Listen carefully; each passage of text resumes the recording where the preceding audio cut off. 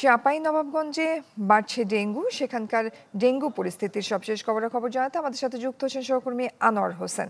আনোয়ার, চাঁপাইনবাবগঞ্জের ডেঙ্গু পরিস্থিতি আমাদেরকে জানাবেন, সেখানকার হাসপাতালগুলোতে এর স্বাস্থ্যসেবা বিষয়টিও জানাবেন।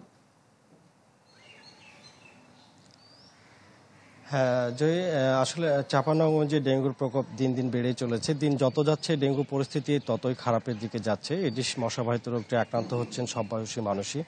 এক মাস আগে শুধু শহর কেন্দ্রিক আক্রান্তের সংখ্যা দেখা গেলেও এখন শহর থেকে গ্রামেও অব্যাহত রয়েছে ডেঙ্গু সংক্রমণ। আর প্রতিনিয়ত এই রোগে আক্রান্তের সংখ্যা বৃদ্ধি পাওয়া জনমনে বাড়ছে উদ্বেগ আতঙ্ক। তো আমরা স্বাস্থ্য বিভাগের সাথে কথা বলেছি, তারা যেমনটি জানিয়েছেন যে গত 24 ঘন্টায় নতুন করে আরও 20 জন ডেঙ্গুতে আক্রান্ত হয়ে উপজেলা এবং জেলা হাসপাতালে ভর্তি হয়েছেন। এছাড়া ছাড়পত্র প্রদান করা হয়েছে 4 জন। বর্তমানে চাঁপাইনবাবগঞ্জ 250 শয্যা বিশিষ্ট জেলা হাসপাতাল উপজেলা স্বাস্থ্য কমপ্লেক্সে ভর্তি আছে 63 জন রোগী। এ নিয়ে চলতি বছর ভর্তি রোগীর সংখ্যা দাঁড়িয়েছে 1143 জনে।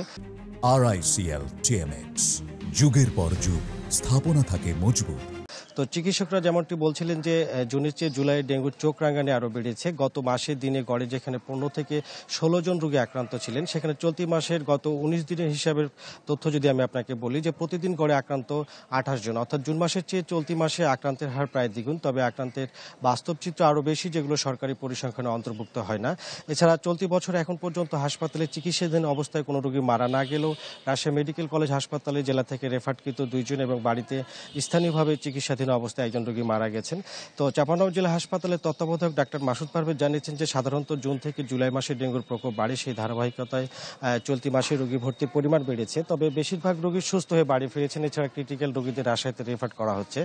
তবে স্বাস্থ্য বিভাগ সচেতনতার পরামর্শ দিতে আয় এড়িয়ে গেলেও স্থানীয় প্রশাসন ও পৌর কর্তৃপক্ষের অবস্থা অনেকটা একই। তারা শুধু সমন্বিত সবার মধ্যেই সীমাবদ্ধ। পরিষ্কার পরিচ্ছন্নতা এবং মশা নিধনের কার্যতে কোনো পক্ষের তেমন কোনো পদক্ষেপ নেই মাঠ পর্যায়ে। আর এরকম একটা অবস্থায় আর ডেঙ্গু নিয়ন্ত্রণের প্রশাসনের ব্যর্থতায় ক্ষুব্ধ পৌরবাসী এবং চাঁপাইনবাবগঞ্জ জেলাবাসী। জয়ী। আনোয়ার, ধন্যবাদ আপনাকে।